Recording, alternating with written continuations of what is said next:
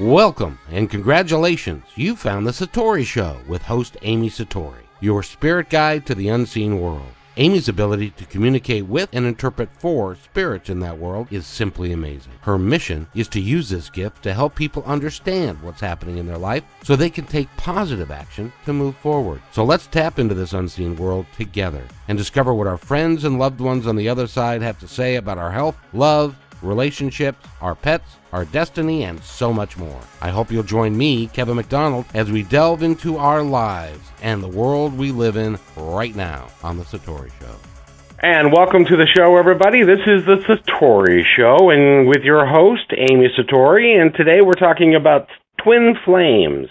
So with that, since I know very little about that subject, Amy, what are twin flames? Hey, everybody. Thank you so much for listening.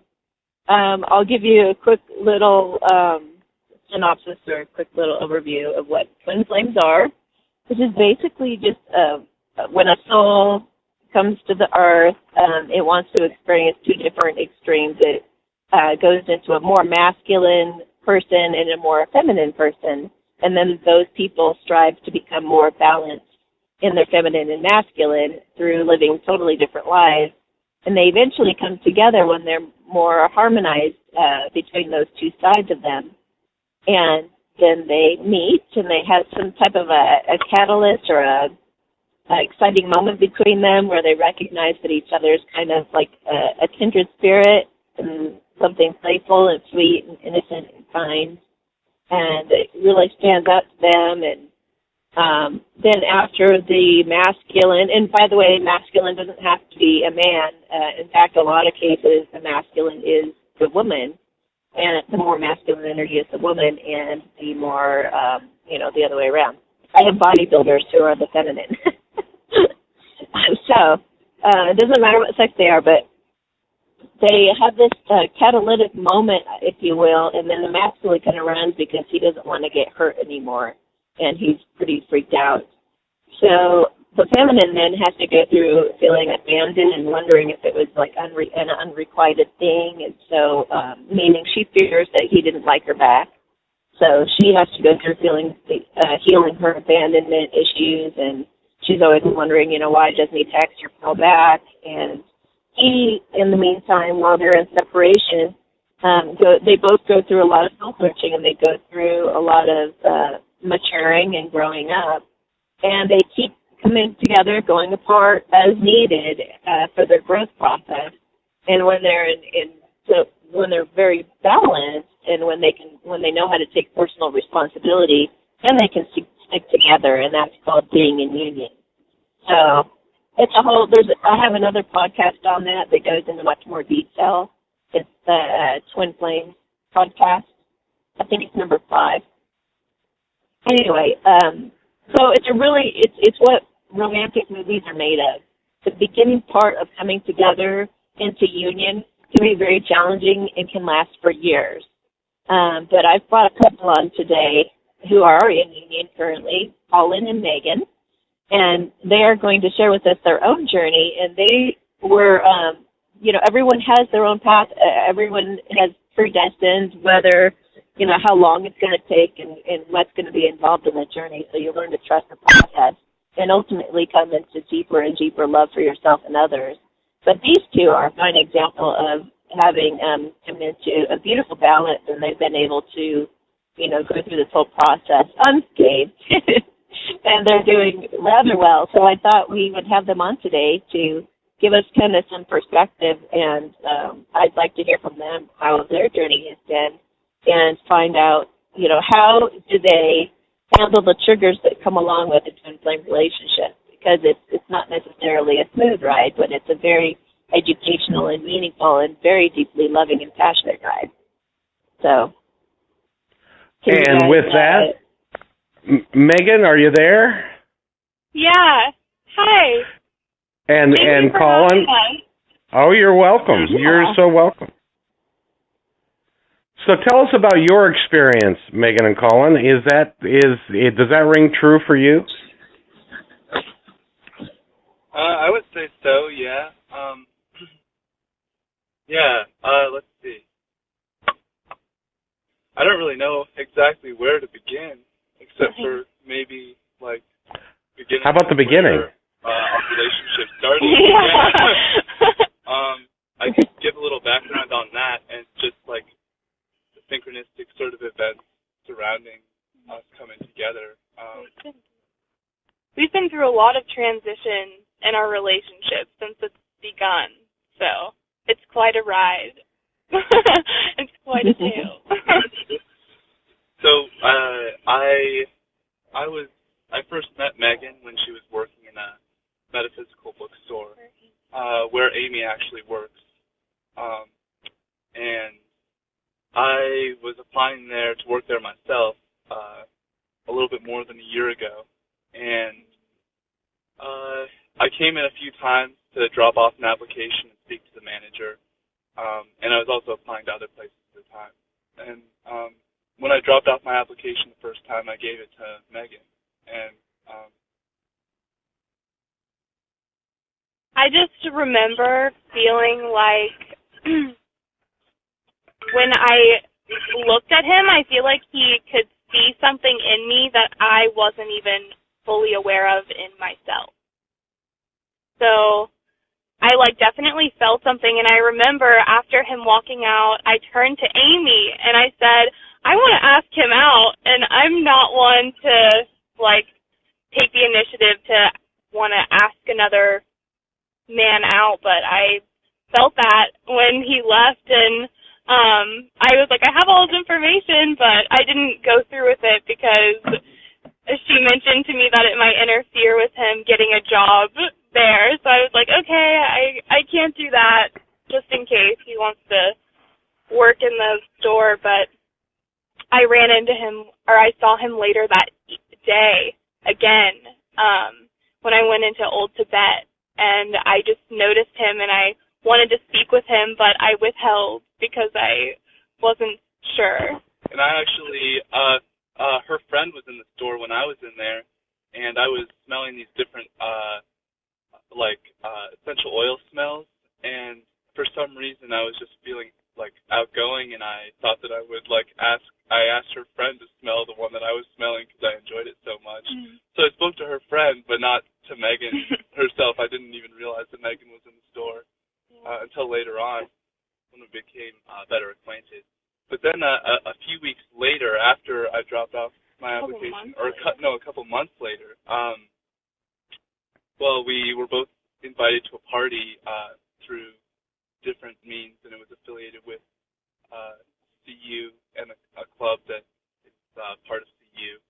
And I went with a friend, Zach, and actually I went with another girl who was also named Meghan. And when I showed up there, I couldn't believe that the Meghan who I had met a few months previous was there as well. And the interesting thing was the Meghan that I had come there with and this Meghan who I'm with now were both wearing the exact same necklace of the Shiva dancing. I found that to be a very poignant symbol, and when I reflected on it later, I realized that it was sort of me choosing between a more superficial relationship or a deeper relationship, which is the one that I'm a part of now. Yeah. And that's a really good point to make, because that's exactly what the twin flames have to decide. That's what they're up against in order to be with each other. And so there are certain things about each other that make them feel like, well, this isn't quite my type. I'm not sure about this. And they're also afraid of getting hurt. And they have to basically conquer their fears. They have to become brave and courageous in order to have this relationship. But it is the most fulfilling one that you can have. So then what happens? Well, I got her phone number that night. I went to the party with a different girl. I felt that I should get in contact with Meghan. Something was drawing me to her, and I felt that the synchronicities were a bit too strong to ignore. I was joking with the friend that I went with to the party. I was like, I've fallen in love, and I was joking about that, and but you weren't really joking. But I wasn't really joking. It was kind of true.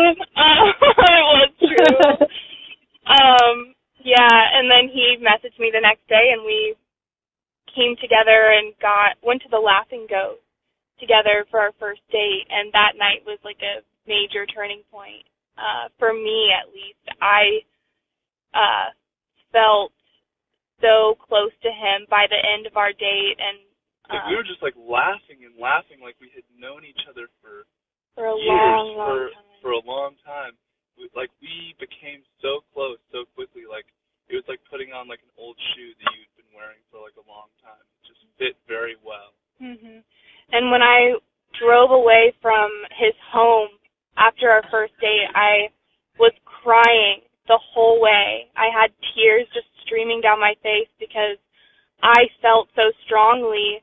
My intuition, my knowing was telling me this is who I've been waiting for so long, and I felt an overwhelming gratitude that brought me to tears, and it was really amazing and really overwhelming, and brought up a lot of emotion for me. So did you guys tell me about some of the? I know from Megan's angle, but maybe you could share with us, each of you, some of the fears that you had to overcome in order to be together. Well, I know there were several times. Flames having to like go apart and then come back together and then go apart again, and then that can happen a few times, and it can be rough for even a few years until like the male and female aspects are balanced within oneself enough to like harmonize the relationship better. And I feel a lot with me, what I was dealing with, like sort of my shadow work was believing in myself and my intuitions and my like deeper knowing and feeling, and not trusting in like strong male figures and other people who say that they know what's best for me. Primarily my father, and also someone who I was living with at the time, who like was advising me to like end our relationship because he felt that it wasn't best for me. And I sort of like I listened to that, and I did end our relationship, and that lasted after 2 months. After 2 months, not even. And that lasted for 4 months, and that was a phase, I mean, of a lot of self-growth and inner reflection, and I didn't anticipate coming back together with Megan during that period. Actually, I thought that it was just going to be done, and I sort of put it out of my mind, and I was like ready to move forward with my life. But there was definitely, like, looking back, there was so many things, so many loose ends, and so many things that needed to be fulfilled and understood, not only in myself but like between us.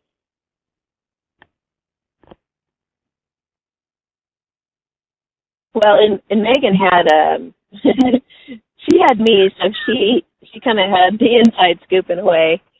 I kept telling her you guys would come back together, but both of you had to go through a lot in that time. I know Megan kind of went through hell.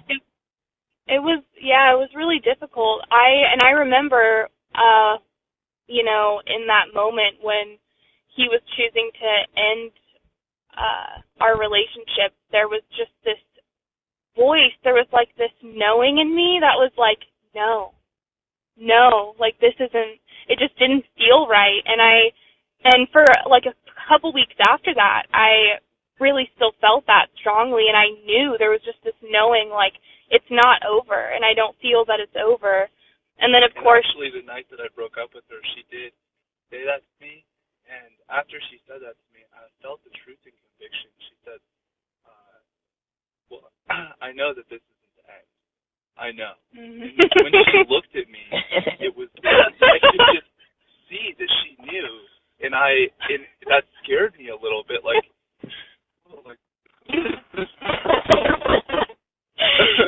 it felt like you were just like, I need to get out of here before I change my mind, kind of thing. That's what it seemed like. So after I broke up with her that night, I didn't speak with her for 4 months in fear of reopening that can of worms, so to speak, or that relationship. And for me, it definitely opened up that, those old wounds and triggers of abandonment that you were touching on, actually, that made me think of that, and how those are parts of myself that I'm also healing. But yeah, it was also a really invigorating 4 months too. Like, as much as it was painful, I also felt a new sense of power in me too, and recognizing like how strong that I am, and yeah. Well, and you both were starting to dabble in seeing other people too, right? How did that feel for you guys to see that when you knew that you should be together?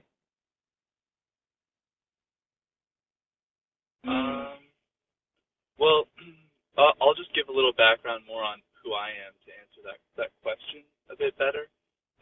When you talk about one soul incarnating on Earth in two bodies, one embodying more masculine, one embodying more feminine, I feel like my whole life, my energy was going into becoming more intellectual and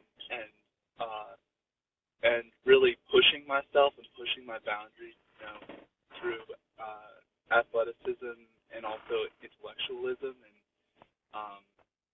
and I just had like a lot of masculine energy growing up, being forced to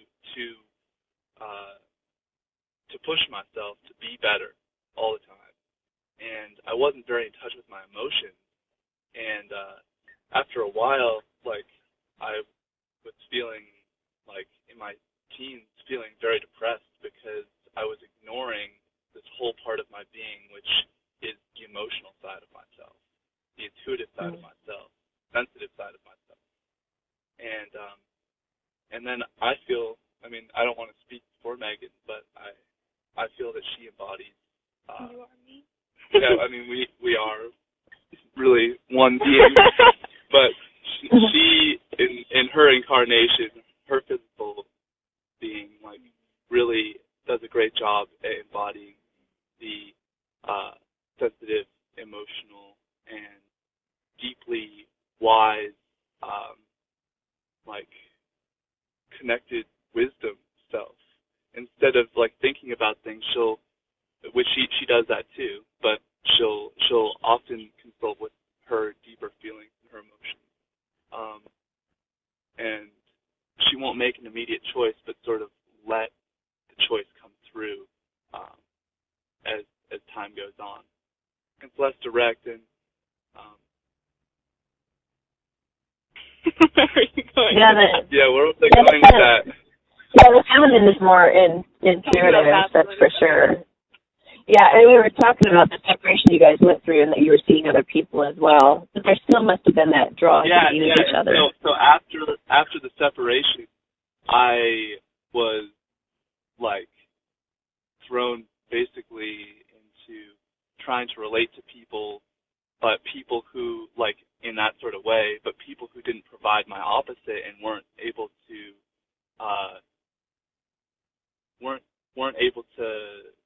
reflect back what I needed, in the sense that I wasn't getting the emotional support and emotional sensitivity and understanding and space.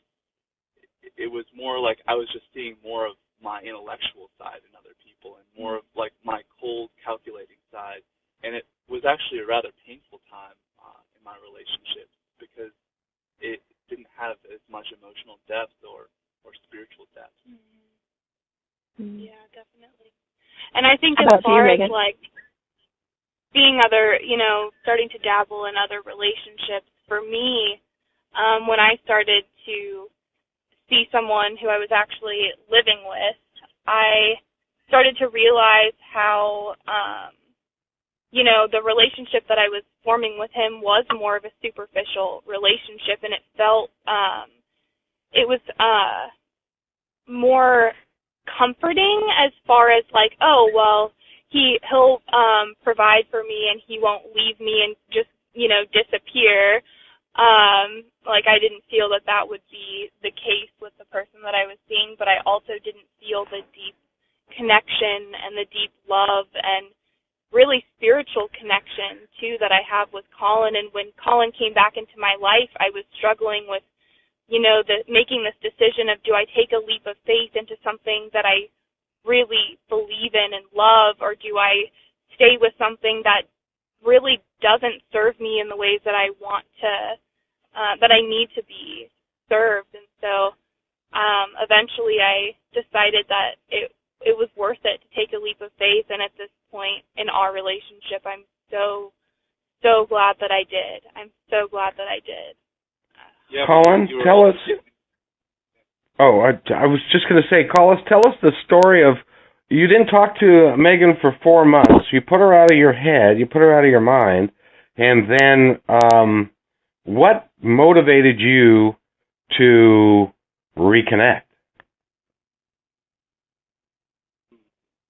That's a really good question.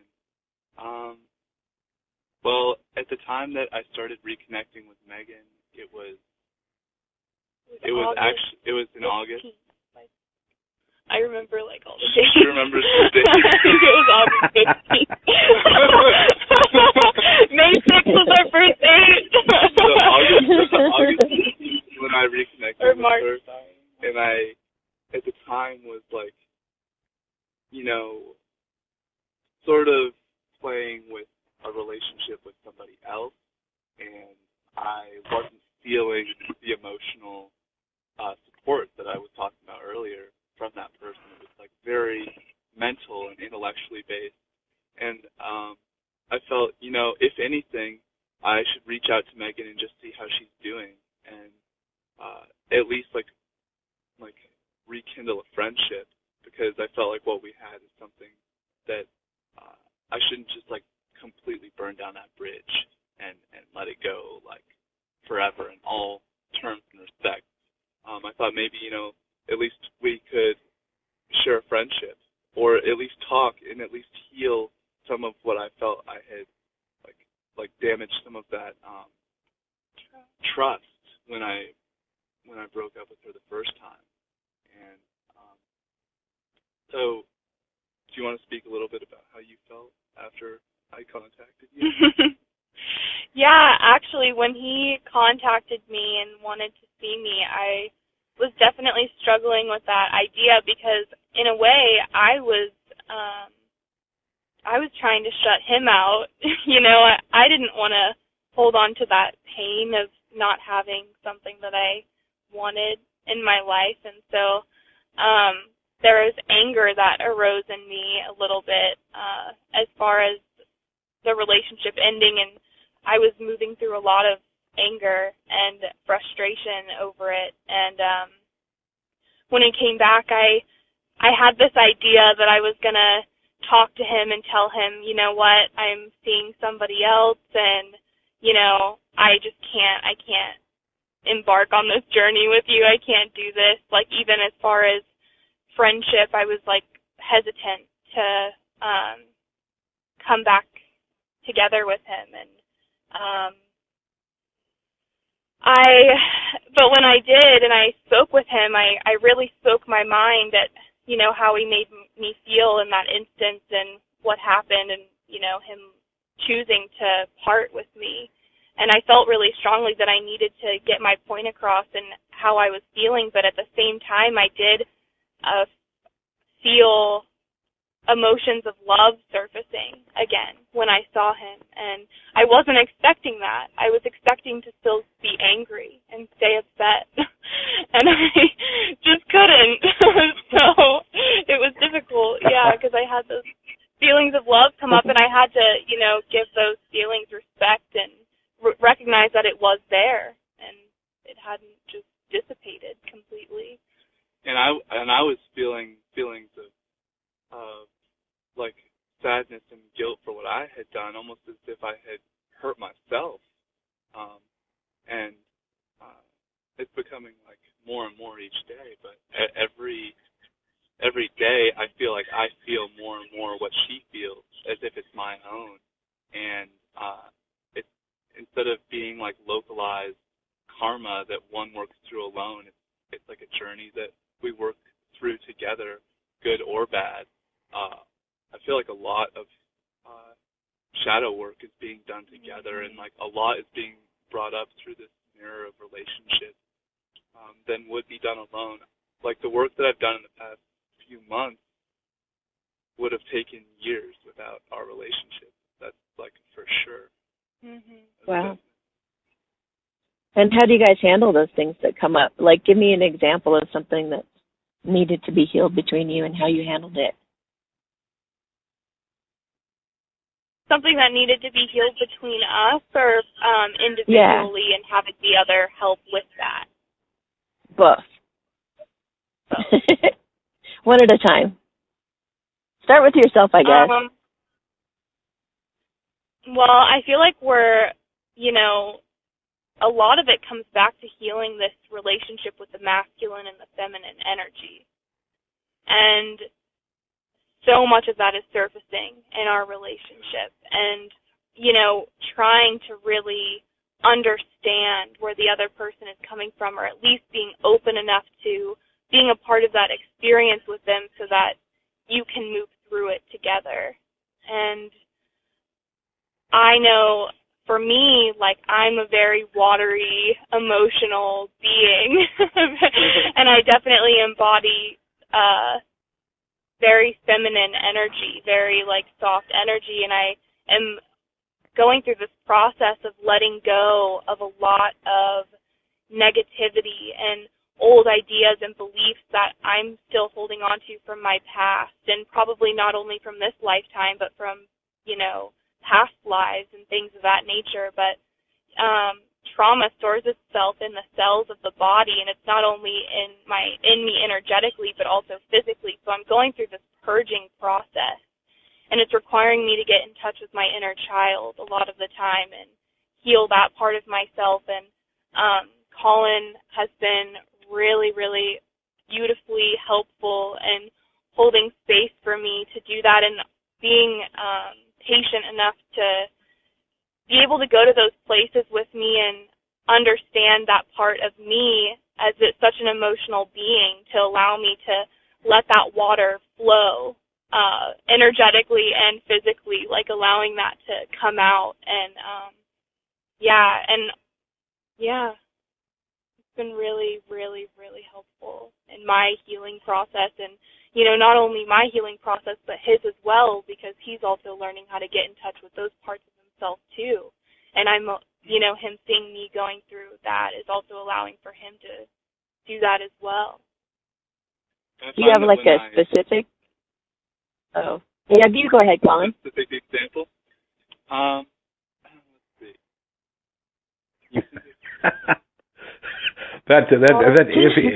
If it gets really, and the problem is it can get really personal with what's going on with you guys. Because but I did have a question for you guys in relationship to that, and that is, and Megan, this is for you. You went through a 4-month period. Colin came, he conquered you, then he left, and then he came back. Is there? Huh? I said he came and went. Yeah. Now, do you feel like, and this is, I guess this question is for both of you. Do both of you feel like you are now one against the world and can combat anything together?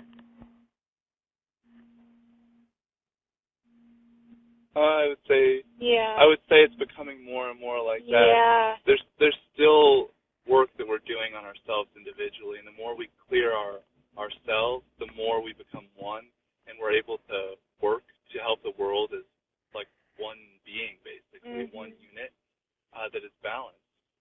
But it feels more and more like that every day. Yeah, I definitely think so, and I think because luckily we're both aware and in tune with our intuition, we're able to kind of envision and see clearly what we want to create with our love, not only to heal each other, but to heal others, and envisioning a future for ourselves and for others that is more harmonious and balanced.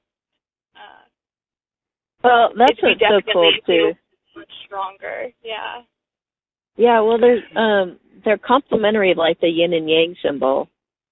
So, and a lot of times you guys end up working together or getting on some kind of a life mission together, and then it becomes really apparent that your backgrounds were really beneficial, that you guys did come from different backgrounds so that you really complement each other.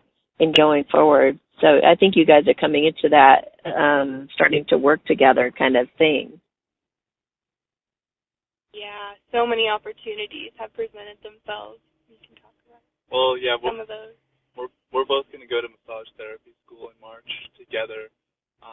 Awesome. Because we're going to be putting our energy like in the same places, and we both want to do the same things or similar things in the future. Obviously, we're not going to do the exact same things, but we both want to focus our life on not only healing ourselves, but on healing the world.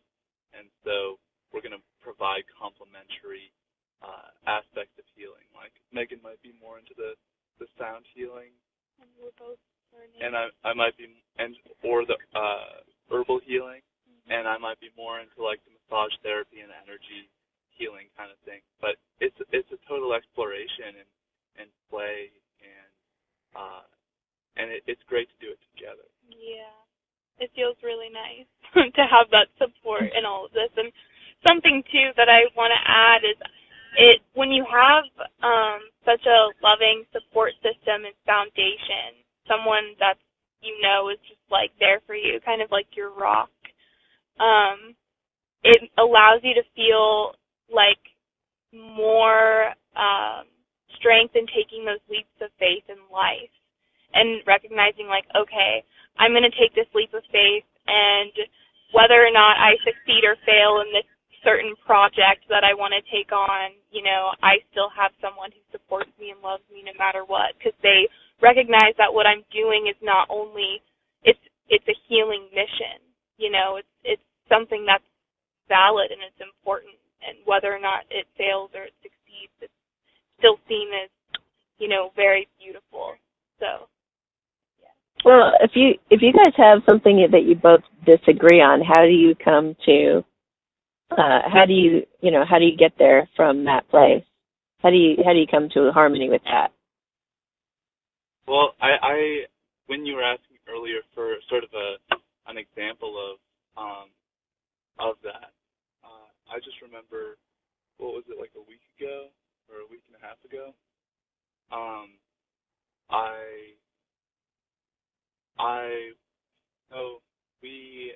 We have been working together on healing, like in the body, healing negative impressions from childhood that are stored in the cells of the body, and they come out and are like, when we do energy yeah, work, they come out when we do energy or work, when or we're just triggered by like daily life right, events, or when we're yeah. talking about certain things.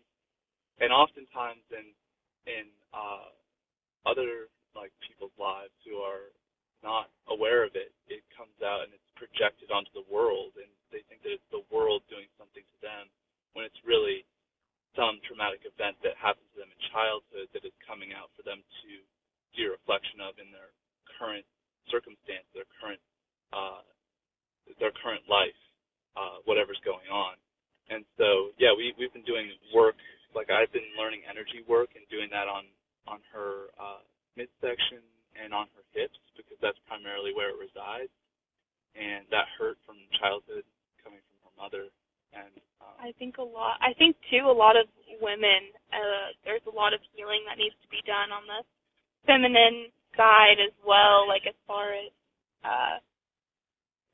just healing our inner strength and power, and like the suppression that we've seen throughout the years too. So I feel a lot of women store a lot of heaviness in their hips, and in their womb and their child, their childbearing area. So this one particular night, about a week and a half ago, I was doing energy work on Megan's hips, and afterwards, I was feeling like in my body, feeling this sadness. And so I brought it up, and I also felt almost like a cork in the top of, like in Megan's crown, keeping the energy locked in her head. So the negativity was bouncing from her lower belly into her head and causing all these negative thoughts, but it wasn't being released out of her crown into the universe at large to be like transmuted. It was just bouncing back and forth, causing this rampant torrent of negative thoughts and negative self-imagery. And my approach to healing in the past, or like dealing with those kinds of emotions myself, has been to like face them directly and like try to get rid of them as soon as possible and like take direct action basically against them, almost fight them. But it obviously hasn't been super effective for me, because that way of feeling my emotions had led to also depression. And when I tried to approach Meghan that night with the way that I would have dealt with those kinds of emotions that she was feeling, and I was like, why don't you just let it go right now? You can let it go right now. And I was feeling so frustrated that she couldn't just get rid of it in that instant. And and it just made things worse, and it was like triggering like a lot of closed responses, and she was like putting up walls that she used to protect herself in the past from people who were too abrasive, and it wasn't really going anywhere. I felt myself just kind of shutting down in that circumstance, you know, due to past trauma and abuse that I'd experienced. So after a little while of this, she communicated, and we communicated about how basically like we were both feeling as honestly as possible. I said I was feeling frustrated that she couldn't just move on with it quickly enough. I felt like it was taking such a long time to release these emotions that seemed to be holding her back, and she felt like I was like being like almost had like an attacking kind of energy, like too abrasive and wanting things too quickly, and I wasn't making her feel safe. And so that was bringing up a lot of memories of her girlfriends who she had been close with, who had like had abusive boyfriends that had a similar kind of like very abrasive male yang energy, wanted their girlfriend to change so much in whatever aspect that they ended up doing harm. And when she explained that to me, I started feeling like waves of remorse and sort of guilt over how I had acted, and I realized that although it was absolutely nothing like the abuse that I've experienced, it's not like that at all. But it was on a very much more subtle level. But it was representative of that male and female rift. Exactly. The clear example of that.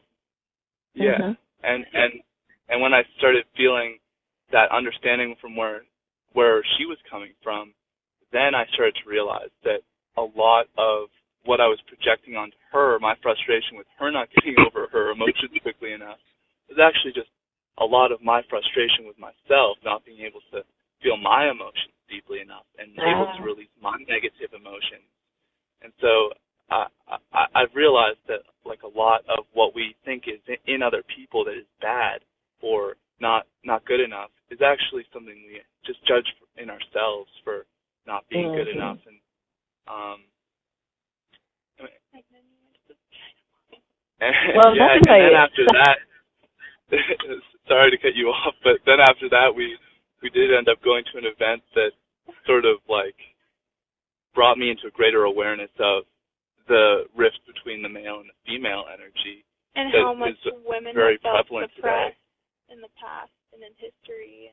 Yeah, it was at the local university, at Naropa University. It's called the Vagina Monologue. It's been going on for 20 years, and it was a group of 30 or so women on stage performing real monologues that were recorded about women's relationship to their own sexuality and their own sexual experiences. And I realized how much the male force has dominated and hurt the female energy, and it brought me into sort of like greater awareness of like what's going on in our society and why and certain kind of conditioning that I have received and been impressed with since I was very, very young through TV and society at large, whatnot. Yeah. That's that. No, that's exactly the point that I tell everyone is to take personal responsibility. You guys are doing a phenomenal job, and no wonder you're together and you're really flourishing and blossoming. It's so beautiful. This is exactly, how it's supposed to go.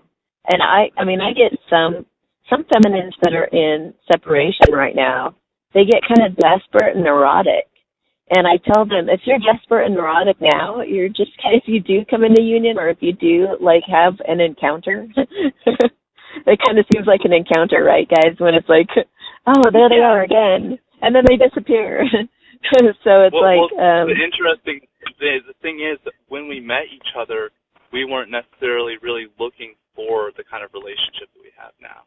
Yeah. We were mostly focusing on trying to heal ourselves and to try to build a good life for ourselves. At that point, I was just giving it up to Source.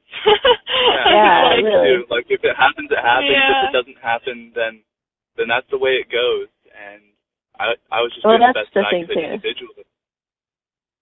Yeah, and so I tell some of these girls that if you're neurotic going into it, you're going to be neurotic when you're in it, and then you're going to cause a separation, and you guys aren't going to be balanced. So you got to start working on yourself, like you said. You've got to be surrendered. You've got to start stepping in your power and do what you feel passionate about, what you feel excited about, and kind of ignore the whole thing and just put it out of your head so that it gives your partner also the freedom, because we are tethered. We are tied to each other energetically. And the more we can just stay balanced within ourselves and just concentrate on our own well-being, then we cause the freedom to be able to also come into balance. And, we kind of fuel them instead of hindering them by saying, it's all your fault, we're not together, you should hurry up, or whatever, like Colin just experienced. we gotta give each other lots of space and love. Totally. And touching on that, I think one of the biggest things, too, is embodying the willingness to work through things with yourself. If you're willing to work through it with yourself, then you will invite in the kind of relationship that is also willing to work through, the ups and downs and the hardships and want to experience all the ebbs and flows of life with you. But if you're not willing to do the work, on your own, then you're not going to invite that kind of energy into your life. And you're just going to keep suppressing it. And even if that kind of person who was willing to do that with you came into your life, you'd still be retaining those old habits of not going there. And that would still be a major block that you'd eventually have to give up anyways. So better to just That's so true. get it over sooner rather than later and just start really going into it yourself and do the work as much as you can on your own. And when you do, it makes it a lot easier for that companion to come in. I agree 100%. Kevin, do you want to ask anything else? Or? I'm just sitting here struck by a couple of things. Let me elaborate on that. First of all, you guys are at the beginning of your life. I'm much closer to the end of mine than to the beginning of it. And I haven't met two more extraordinary people who are as mature, as grounded as you two.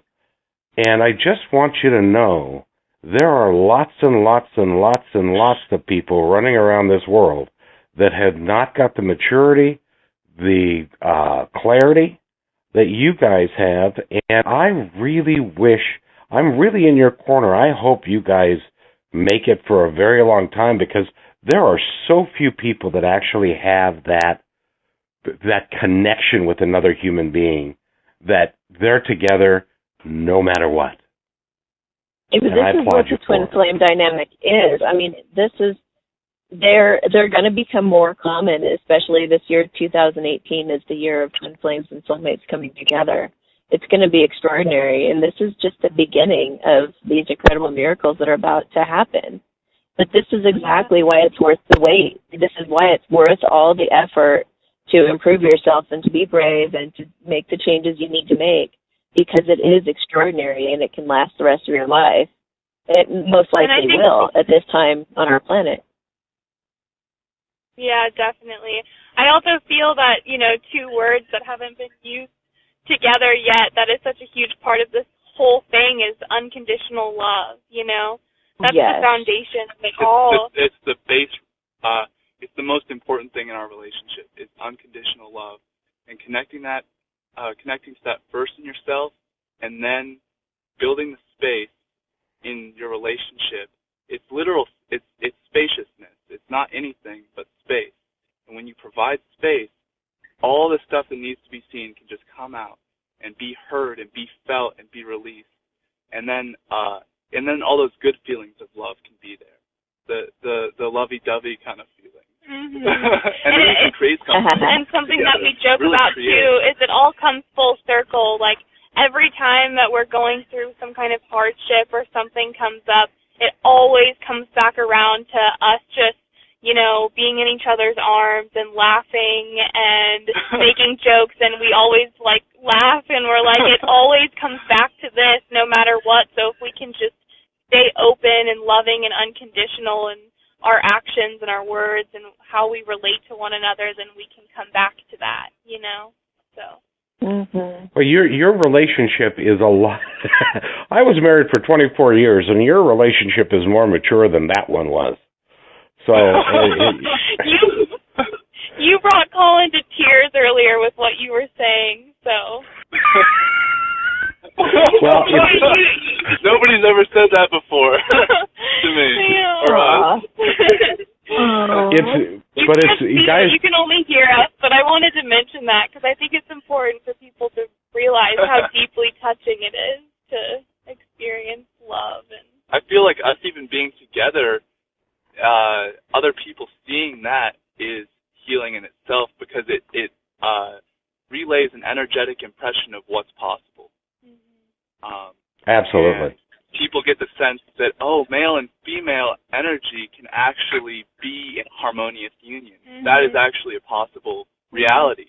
Right. We've seen so many. I mean, you know, you're expected to go through divorce or go through separations or go through these things because we've seen that, you know, so often growing up. And I feel that, you know, there's this sense of, oh, you know, it's just your first love, and, you know, it's going to end at some point. There's no potential for it to actually flourish and blossom.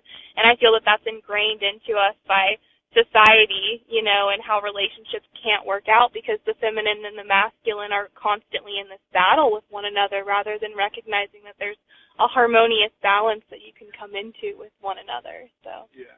Again, I just want to emphasize that it takes a lot of patience, space, real listening, active listening, where you're really there behind your ears with no preconceived ideas or thoughts about what the other person is saying, but you're really just letting their words enter you. You're really letting not only their words, but what their body language is saying, what their whole being is trying to communicate.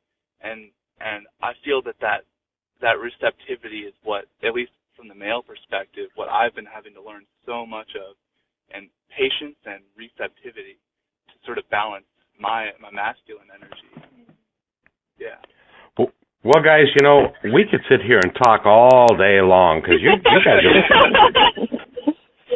guys are fun to listen to. But in closing, I just want to say that I'm so impressed with the two of you. And see, let me share just a little bit. I'm 60 years old, and in my lifetime, I have met probably 3 or 4 people that have made the decision, and it's a decision, that they're going to be together no matter what. And they're going to care for each other and love each other and change together no matter what. And I sense that in you two. And I'm so grateful for Amy for bringing you to us, and because your message will resonate with a lot of people, and I hope it does. And it's awesome for you to be on the show. Megan, any last thoughts? Colin, any last thoughts? I don't think so. I feel really good about how this has all gone, and I'm glad that you guys invited us onto this. And yeah, thank you so much, you guys. I love you guys. We love you too, Amy. Amy, any last thoughts? No, I just really appreciate them getting on and talking about this. And this is, I wanted to do this also because a lot of twin flames are still in separation, but they're about to come together real soon, and I was hoping to give those in separation still some hope as to what they can look forward to coming up. Awesome. You've been listening to the Satori Show with Amy Satori and guests Meghan and Colin today. We invite you to listen to all of our podcasts online and really dig into them. There's some unbelievable information there, and this was just a real heartwarming, lovely story of two young people that have gotten together and are going to stay together, I believe. And they're going to fight through all the things and all the guck this world has to offer, and they're together in it. And I want to thank you all for listening. Do something nice for yourself. Do something nice for somebody else. And remember, your heart is free. Have the courage to follow it.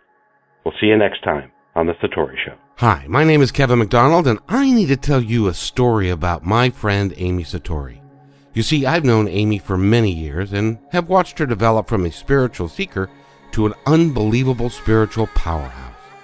She spent a long time understanding, appreciating, and using her God-given talents to help people become the best that they can be. She's able to touch people in amazing ways, helping us to realize the potential we all have inside. Her gift is to communicate with and interpret for the spirit guides, our past loved ones, pets, both past and present, and even unicorns, fairies, and leprechauns. Yes, we have a show dedicated to them. All designed to help us understand what's happening in our lives. She's even able to give us exercises and programs to help us grow and improve our reality day to day. Amy has helped corporate executives, students, celebrities, writers, producers, athletes, Nobel Peace Prize winners, and even judges. She works with clients all over the world, both in person and over the phone. So if you want to talk with Amy to explore what's going on in your life, you can by going to www.amysatori.com and book a private session with her. Or call the show each Sunday from noon to 1 Mountain Time at 256-291-1191. Again, that number is 256-291-1191. Or go to www.satorishow.podbean.com and view and download our previous shows. Many people listen over and over again, gaining new insights and understanding each time. Oh, and if you find this information helpful or just entertaining, please share the site and information with your family and friends. Thank you so much for joining and supporting us. And remember to do something good for yourself today. Do something nice for somebody else. Be positive and have a great day.